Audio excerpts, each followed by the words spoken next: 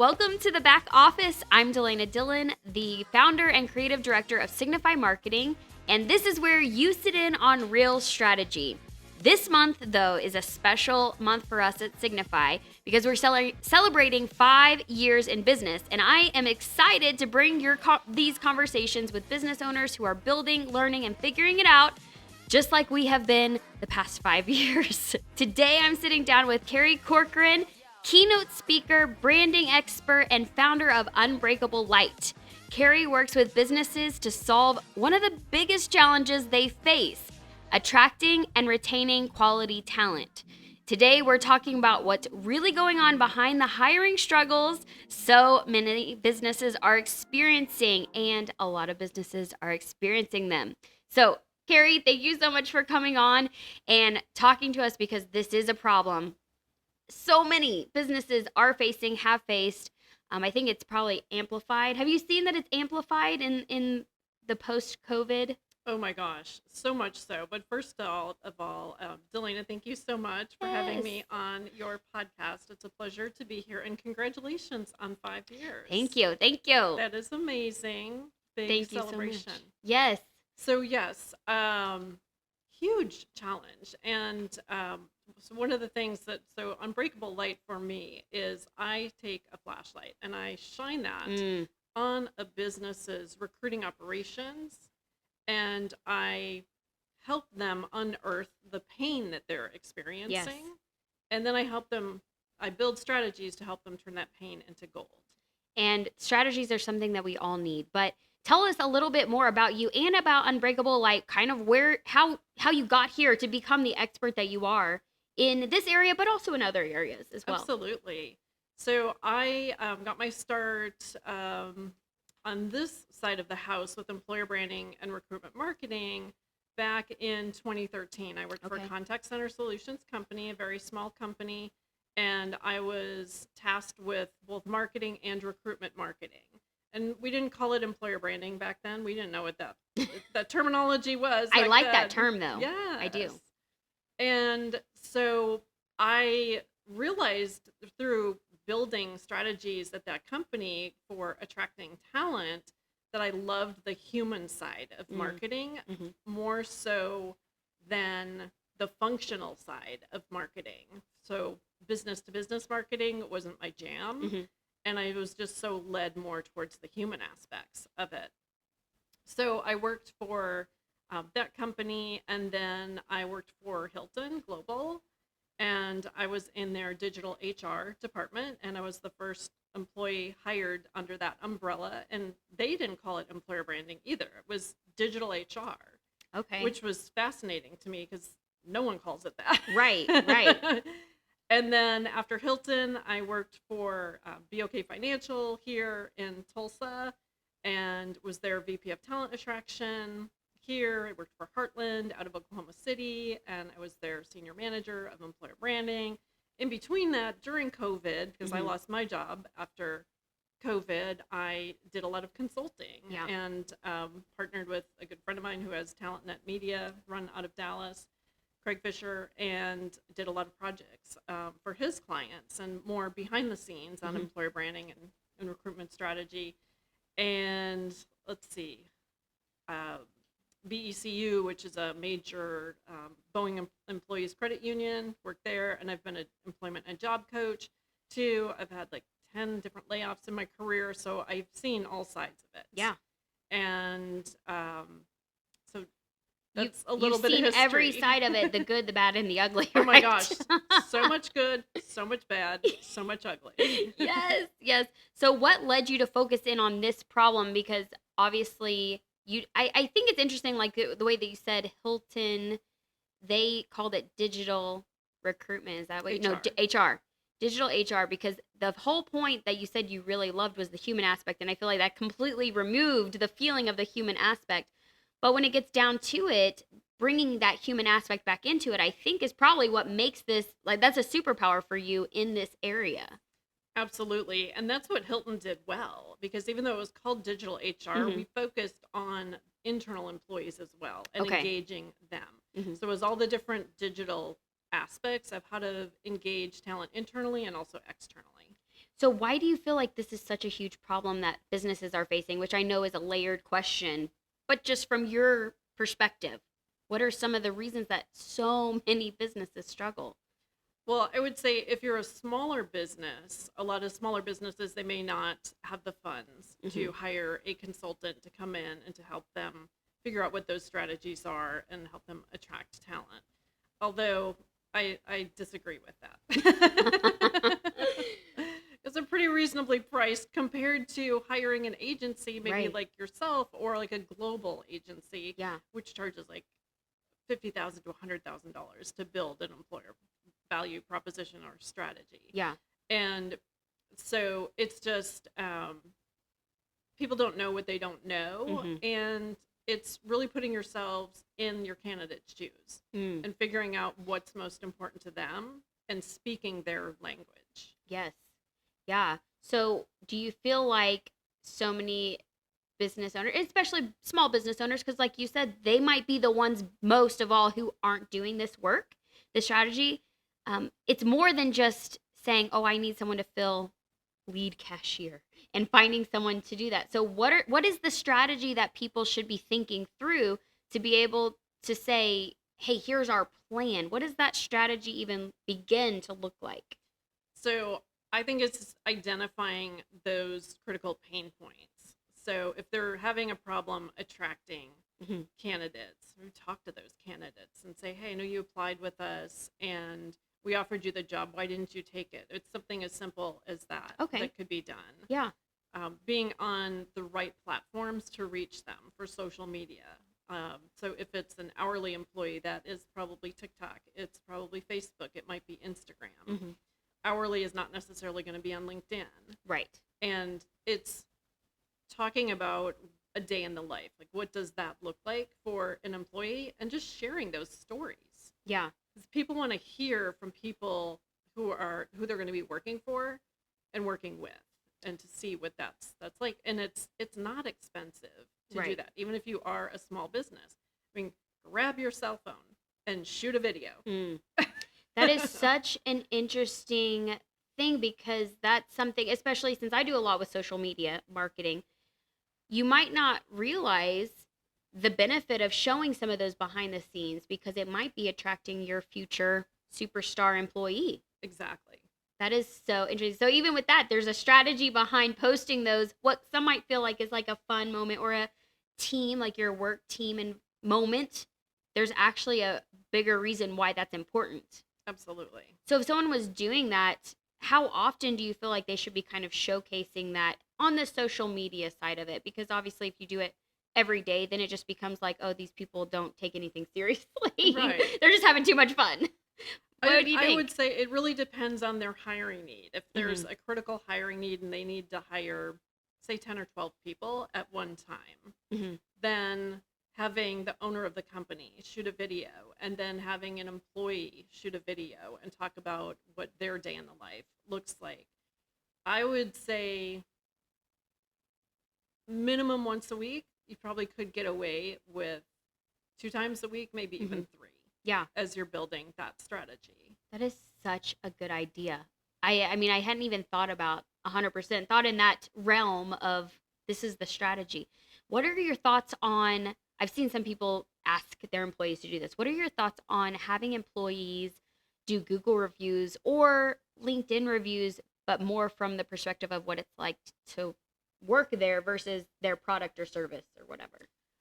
So when I was at Hilton, I ran their global Glassdoor program, and so there's Glassdoor where employees can review companies. There's Okay. also Indeed where employees can review companies, and sure, Google as well. I think with reviews as a candidate from that perspective, always take those with a grain of salt. Right. And if you see a common theme within of dissatisfaction, then okay, that might be a red flag, a little bit of something to look out for if you do consider interviewing for that company, just to have a heads up on that. And so I've built strategies for companies so that they have their employees go out and do those reviews Hmm. and that increases their rank when candidates are searching, Yeah. as well as their attraction to a candidate. Now, I've heard these stats from different businesses of saying they were rated the nation's number whatever place to work. Where's that number coming from? Where do people come up with, oh, this is the top 10 place to work in the US? For Glassdoor, they have a contest basically for all of the companies who are their customers. You don't have to be a client of Glassdoor's. It seems like a lot of Glassdoor's clients are in the top 10. It's just, coincidentally. Just coincidental. And so they have a whole philosophy around how they build that. It's an annual event award that they administer to the top CEO, and they do it for small, medium enterprise and small. And so even if a company only has 50 employees, they can, if they're a great place to work, be in that top 10 for Glassdoor. So it is possible. And so it's building, you have to have a strategy as an employer in order to land on that list. Yeah. You don't get there by accident. It's not by accident. It's not organic. It is, there's a strategy behind it. What does it actually look like to build a brand that attracts talent? What does that mean? Is it because of all the benefits? Is it because of perks? What does that typically all entail? So the way that I would like to look at it is, especially if you're a small business, just start with storytelling. Storytelling is so powerful. And tell the stories of your employees. Have your clients tell stories about you as well, because that will attract talent too. And so it's, I look at employer branding through the entire employee life cycle, which is everything from when a candidate applies to when they're exited from a company. Right. And most companies do not focus on the exit. That's true. They're like, oh, they're gone. They're not on my team anymore. I'm done with them. Exactly. In sometimes in the most nice sense too. And the way you treat people on the way out leaves a lasting impression. Wow, that's so true. And who's going to refer someone in to work for that company if they're treated poorly? Yeah. Probably no one. Right. And bad news travels fast. Yes. Yes. Well, and that's honestly the greatest testament for someone who came to your company and left and are still recommending the company to other people. Exactly. That's huge. We call them boomerangs. Yeah. Well, I just hate that so many of those employee situations end badly.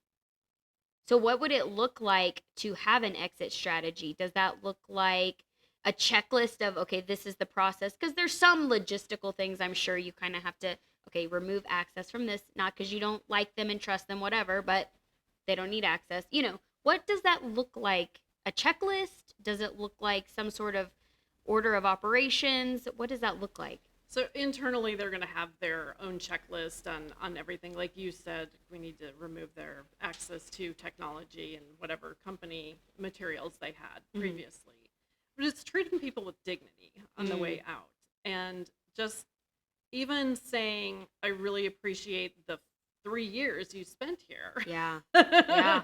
You did a lot of good, and I'm sorry to see you go. I wish you well in your next adventure. Or if someone is laid off, that is a lot different experience because that's not expected. Right. And companies do need to have a checklist if they're going to lay people off. And as much as, just like, what is the process for applying for unemployment? What does that look like? And it's different in every state. Yeah. Right. But no one tells you that on the way out. Wow. That's such a good point. And that would have been so helpful to me when I was laid off previously. And just going through that, like, here's some resources for you. Like, I know you may, and maybe you can't provide them, a company can't provide them with counseling or mental health services or anything, but it's putting something together that says, like, here's what you can expect after a layoff. I mean, it's literally like going through withdrawal from an addiction because you Wow. experience all of those different things. Yeah, well, and I have to be honest and say I've left places of work, but I've never gone through it where the business had to lay people off. So I don't really know a lot about navigating that. But I love what you're saying of even if you can't provide that service for them, give them resources. It's the human aspect that you were talking Exactly. about. Exactly. So what is that like on the receiving end of being laid off? So I've had the good, the bad, and the ugly for layoffs. Well, at least you've had some good. Yes.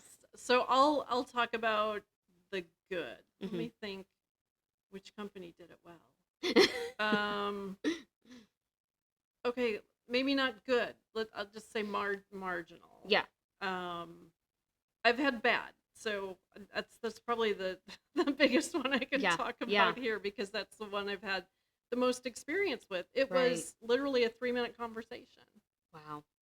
And how And long were you at that place? 3 years. Yeah. You're 3 minutes for 3 years of your, dedication. Not even a thank you. Appreciate everything you did while Yeah. you were here. Nothing. And it doesn't matter like whether someone was laid off, they Hmm. gave notice. I mean, I had from an enterprise these were from enterprise Hmm. companies, so they should know better. Yes. And another one that I had, I left on my own accord. Hmm. And my boss at the time, she was like, feel free to go around the department and tell everybody that you're leaving. And then I found out from a friend of mine who was still there that it was 2 months later and they hadn't even told anybody I left. Oh, wow. Well, see, okay, that's a very practical thing that I have seen, partnering with businesses. Because, partnering with businesses, I see businesses have to let people go or people leave by their own choice. What is the etiquette? Because I've had business owners make mention of something like that. Like, should I let it be them saying it? Like, do they want to be the ones to tell everyone, or should I say it for them? What do you think is the right move? I think common courtesy is the employer or the boss Hmm. letting people know, Letting them know. letting other people on the Yes. team know that this person has given notice. Yeah. Because also they are a part of the team. It's going to cause shifts for everybody. For Exactly. 2 months later, not to know, that's a little bizarre. Where they were like, hey, where's Carrie? Oh, she hasn't been there for 2 months. Oh my goodness. Oh my word. Enterprise company. Yeah. And that's the reality is small business or large business, we all need this Exactly. education and this awareness. Like you mentioned, not everyone can hire a professional to come in and consult, but at least let this conversation be putting it on your radar that this is something you need to think through and probably not think through it when you need to hire or when you need to let someone go, Exactly. but like think about it ahead of time. Have a plan. Yes, Yes. have a Build a plan, strategy. Have write that it plan out in place. Yes. Write it out. Checks and balances all the way. all the way. So, what do you feel like is some of the key elements that makes a business attractive for talent? Like just some of the overarching things. Health insurance is huge. Yeah. If a company can offer an employee, like especially paid health insurance, Mhm. that is a number Huge. one differentiator. Yeah. Like you could probably work for a crappy manager if your health insurance is being paid for. Well, honestly, I've heard people say I want to like that they want to quit somewhere, but they won't I'm because of the only here healthcare. because of the insurance. I Yes. know. Yes, I it's know. true. But so if you can't offer health insurance, is there maybe something else that you could offer that would be at least somewhat helpful in that area? Right. I mean, maybe it's building more of a community or supporting their Mm. community efforts outside. It Yeah. could be as simple as giving them a day off to participate in charitable activities Right. in town, or so that's a perk that's easy for a company to offer, and it Yeah. doesn't cost a lot of money. Right. Um, just having professionals work there and people who are have integrity Mhm. and are honest and ethical and be transparent with your employees. Like Yes. that is the biggest Yes. thing. no matter what it is, what the situation is, what you have to announce or what type of news, just be transparent. Right. Because people will appreciate transparency. They won't appreciate things being hidden from them. Well, and I have to say, and you can confirm or this, I feel like with younger generations, that's even amplified. Transparency is so important for younger workforce. I would agree with that. And there's a lot of research out there that supports that. Yeah. So, absolutely. I mean, I know how, me being a millennial, how I feel about it, but I've worked with both very transparent and very not transparent, and I can tell you what I prefer. Well, and I'm sure you've seen it with clients too. Yeah. Yes. Yes. Whenever there is walls built up, it makes you wonder what's behind that. What's Exactly. behind that wall? So this really, a lot of it falls on leadership to make these decisions. Absolutely. And leaders are people are not just business owners, they're not just bosses. You know, we like to use the word boss a lot of times. But I think really putting it into perspective of leadership does also set it apart that people chose to work for you, and leadership is a lot of times what could attract them as well. And I know you can speak Absolutely. a lot to just leadership in general. What do you feel like great leadership really looks like today in the workplace? I mean, lead by example. Treat people with respect. I would say clarity is kindness. Yes, I love that. That is so true. Just keep the human in human resources. Right. And a lot of this does boil down to that. It really does. Treating people it's that way. not rocket science. Right. Well, for some people, it might be. It might be. What do employees want? Do you feel like that a lot of employers are missing in their leadership? Oh gosh, that is the younger generation probably having opportunities for learning and development. Mm, yeah. Yeah. Whether they've been to college or not been to college, I think that that's true. That resonates. To want to feel like there's movement and growth. Absolutely. What are ways that employers can provide those opportunities for growth and development? I would say if you're a small business, like say you have 10 employees or maybe you have 25, you can cross train. Mm, yeah. And that's an opportunity for employees to learn different skill sets. I think we can oftentimes fall into the place of just hiring for a specific need, and then whenever you find that talent to come in and do that, they feel after a while it might be okay, but then at some point they're like, okay, I want to do something more. Exactly. Or if you hire them and you find out that they have a very specific skill set, like maybe they know how to edit videos. Mm-hmm. Yeah. Now, don't put that on top of their their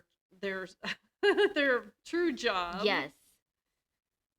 Take advantage of that, but in a good way. Yeah. And let them be creative.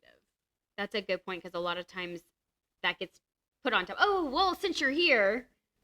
And then if you can give them something, maybe it's not monetary, but maybe it's like a gift card to their favorite restaurant or something. Give them something in exchange for providing that service, because people love to be creative, and so many people have talents outside of what they're hired for, and when they're not able to use those talents, then they become indifferent or stagnant, and they're yearning for more. Mm-hmm. So just give them a little bit of runway and see what they're capable of.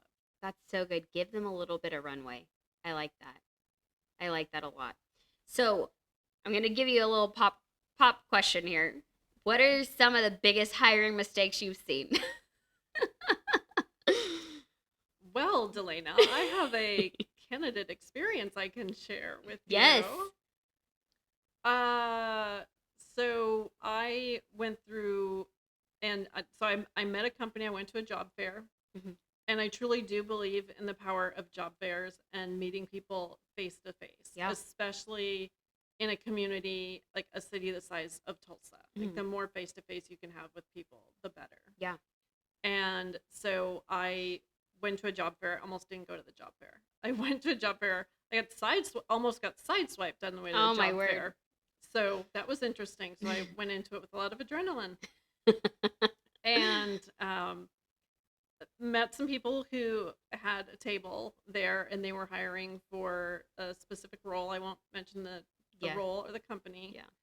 And had a great conversation. And the person followed up with me the very next week, like he said he would.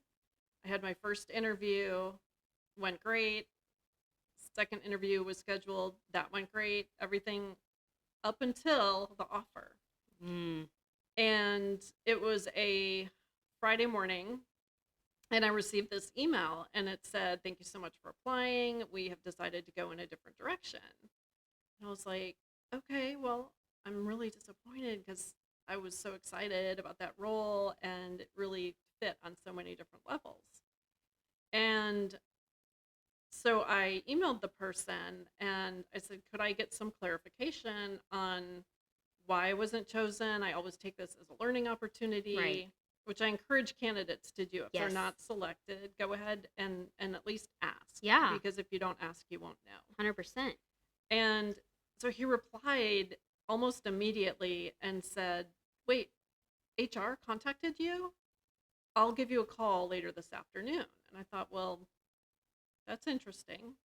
But maybe he's gonna be courteous and call me and tell me why I wasn't chosen. Mm-hmm. Yeah. So that's the phone call I was expecting. And it was around lunchtime, and I got this phone call, and he said, first off, I want to apologize. You never should have gotten that email from HR. And I said, okay. And he said, we want to offer you the job. And so it was, low emotions Yeah. first thing. Oh, wait, low emotions first thing in the morning to like high around noon because I Right. was offered the job. And then after that, it was even worse with like the drug screen and trying to find the lab, and just it was a mess from offer to and onboarding was a mess. Yeah. So, what could they have done better? Yeah. More communication. Obviously they had a challenge on their end. You think it was like a clerical error that you got that initial? No, they were down one person in HR. Okay. I think Okay. someone had left. Uh-huh. And so balls were dropped. Yeah. Yeah. And instead of maybe did they explain that, or was it just like confusion? A little bit. Yeah. A little bit. And in retrospect, I should have seen that as Right. maybe this is not in alignment with where you need to go next. I don't have any regrets in doing the job, and I did gain experience and provided a ton of value.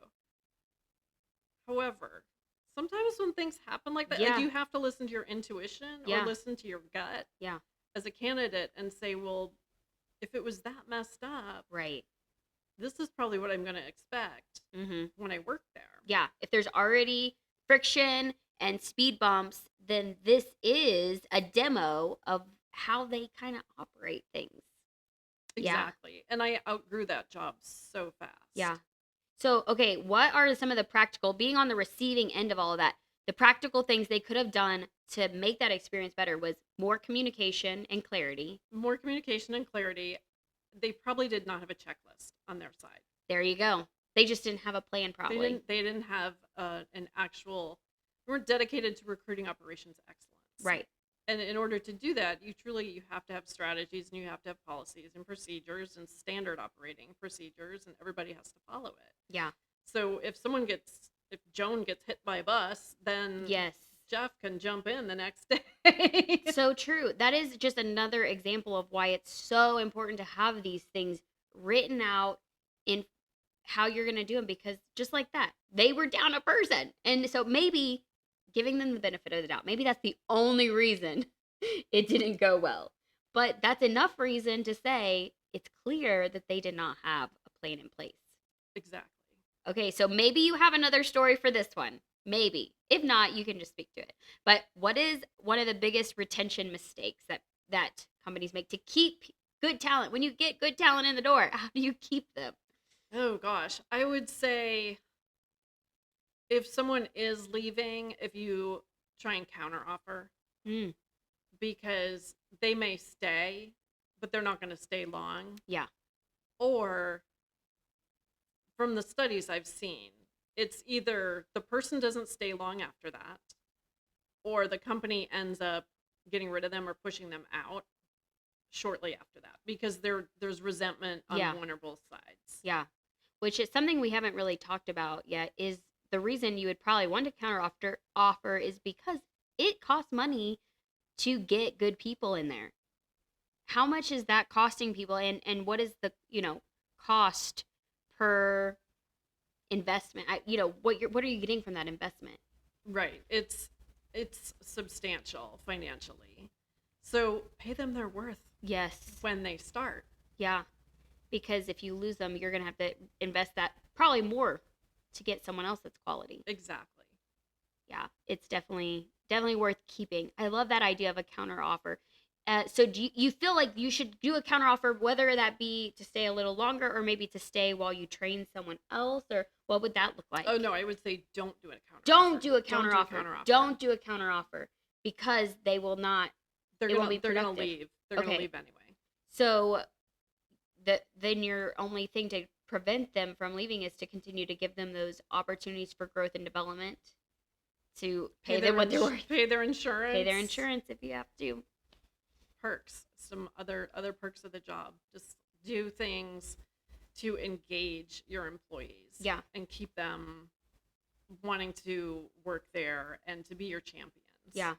So this is something that whenever I was before Signify, so before 5 years ago, when I was working as a marketing manager inside a business, one thing that I was exploring, which this is, I'm not an expert in this stuff, but it was just things like you're talking about, I would see having people that I was leading and everything like that, is while we couldn't offer insurance, there were other things that we would even collaborate with local businesses to offer them. Maybe a gym membership, work with a discounted rate so that we could say, hey, you can get half off at this membership. What could that look like? Getting creative, thinking outside of the box for the businesses who maybe can't offer those high price tag benefits. That's a great idea. And a lot of companies do that. And they do it very well. More like rewards and loyalty. Yeah. Here's some perks of working for us. You can get a discount at whatever local coffee shop. Or, right. Yeah. Here's $5 Chick-fil-A gift card. They have to more like 10 nowadays. But yeah. Gotta boost it up a little bit. Even for Starbucks, like here's a $5 Starbucks gift card. It's like, that's not going to buy me anything. Give me a $10 Starbucks. It's got to be 10. It's a $10 minimum these days, people. Right? So yeah, I love the idea of thinking outside the box and working with local businesses in the community to get involved, and those businesses will then get to know their employees as well. Right. When I've seen people that are in like a shopping center, they might get together with the other ones and be like, hey, we're all going to offer each other's employees some perks. So yeah, I love that. Just getting creative. All right. Practical. What are 3 things business owners should fix immediately? I think all 3 go to recruiting operations excellence. Mm-hmm. So candidate experience, number 1. Number 2, look for the quick wins, the easy things that can be done, like candidate communication. Yeah. Quick win. Yeah. Really easy, especially if they're using an applicant tracking system. Maybe they are, maybe they're not, but just to make sure that they're looking at improving whatever those pain points are for candidates. So I would say there's 3 within the candidate experience and just helping out with that journey. So number 1, candidate communication. Number 2, just transparency. Number 3, educate the candidate on what the process is. Oh, yeah. Is there just one interview? Yeah. Are there 2? Are there 3? Who else will you be meeting? What does that look like? And for gosh sakes, don't ask them to do a project and don't pay them for it. Oh wow. Listen, that can send me up a Yes. wall. It's Yes. frustrating. So I would say like all three for me would fall on the candidate experience. Yeah. And another bucket would be storytelling. Just Mm. get your owner on video or telling stories, get your employees telling stories, get your customers telling stories, because Yeah. that will help attract talent as well. Yeah. Storytelling is not going out of style. Mm-mm. Never. Get them on TikTok. Y- Hey, we need the TikToks for that. That alone. All right. So what are some things that you're still seeing businesses struggle with that okay, we talked about how COVID was a hard hit and we're recovering from that. What are now that we're kind of like coming out of the ashes, it is 2026. What are we still struggling with that maybe just has hung on since COVID? Oh gosh. I know. I mean, I've heard that people say, and this is probably older generations, that like Gen Z and millennials that they don't want to work. I've heard that. I've heard that a couple million times. Yes. And I don't think that's the case. Mm, They don't want to settle working for a company where they're not respected. yes. I wish I could clap and not like make this microphone go crazy because that is so true. I agree with you. They do want to work. They do want to work, but they want to feel valued Yes. Yes. and not just like a number. Yeah. So changing that, even if you're in a large business, you got to change that. You have to have a good internal culture first, and then that radiates outward because your employees will become your spokespeople, and even implementing an employee advocacy strategy where you do give them the tools and the training to talk about the company externally and what that looks like. Yeah. Yeah. It's so good. They want to be valued. They don't want to be a number. I love that. Yes. Okay, so before we close, I always ask this question, but it relates more to your business specifically. So we always ask the question, what do you not have fully figured out but are building through anyway? So in the concept of your business, it's, you work with other people's businesses, so you're like championing them, but focusing on you and the business that you're building to for a lot of different areas, keynote speaking, inspiring, encouraging, and also helping businesses in these areas. What are some things that you don't have fully figured out but you're building through anyway? Oh gosh. Always learning. Always learning. Always learning. I have not networked that much in Tulsa. Because And where are I've you originally from? originally from Madison, Wisconsin. Okay. Moved here from Dallas. And I was in Dallas for just shy of 14 years. And I've been here for about 8. Okay. And I had remote jobs Hmm. when I was here. So there wasn't a huge need for me to get out into the community and to network with people. I'm an introvert. I know it's hard to believe. And so, like, you can throw me on a stage where there's 1,000 people in the audience and I am in my element. Yeah. I'm in my comfort zone. If you put me in a room full of 300 people and say, okay, network and get to know people, like, that's my kryptonite. I'm like, oh, I think a lot of people please could relate help, to please that, help, though. please help. It can be a little intimidating. So that's a little bit intimidating. So I'm looking to meet more people, more business owners here Yeah. in the Tulsa area, and to get to know them and what they're passionate about and how we might be able to collaborate on something. I was recently did a presentation for Creative Mornings, which was at Gradient, and that was a new opportunity for me to share my story. Yeah. And so I had a near death experience. I'm a brain aneurysm survivor. And so I'm looking for different ways where I can help impact people and help them turn whatever it was, whatever that pain was, whatever that trauma was, into gold, and to really have that radical self acceptance whether that is like one-on-one coaching, whether it's giving a presentation to employees of a business, Right. anything like that. I want to give back to humanity in that way and help people heal. And so that's probably been one of my biggest struggles so far, is just trying to figure out, okay, who should I meet in Tulsa? Where are those events? What events should I be attending? Where should I be hanging out to Yeah. meet those Yeah. people?